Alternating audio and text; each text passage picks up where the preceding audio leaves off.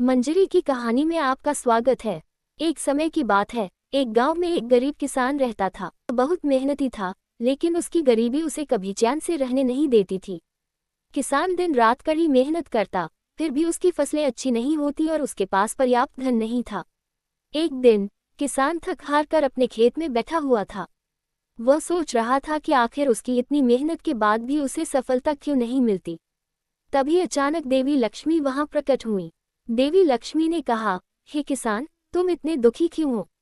किसान ने देवी लक्ष्मी को प्रणाम करते हुए कहा, माता, मैं दिन रात मेहनत करता हूँ, लेकिन फिर भी मेरी फसलें अच्छी नहीं होती और मैं हमेशा कर्ज में डूबा रहता हूँ। क्या मेरी किस्मत में कभी सुख नहीं है? देवी लक्ष्मी मुस्कुराए और बोली, तुम्हारी मेहनत सही दिशा में नहीं है, इसलिए तुम्हें सफलता नहीं मिलती।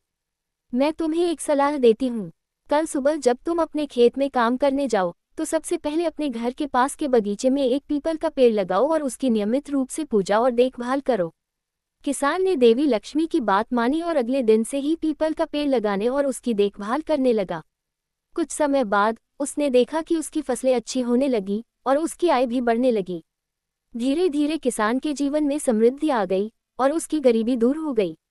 किसान को समझ आ गया कि मेहनत के साथ साथ सही दिशा में प्रयास और देवी लक्ष्मी की कृपा से ही सफलता प्राप्त होती है। उसने अपने गांव के अन्य किसानों को भी यही सलाह दी और पूरे गांव में समृद्धि का दौर शुरू हो गया। इस कहानी से हमें ये शिक्षा मिलती है कि मेहनत के साथ साथ सही दिशा में किया गया प्रयास और ईश्वर की कृपा से ही सच्ची सफलता प्राप्त होती है। अगर आपको यह कहानी पसंद है तो like, comment and share and please support.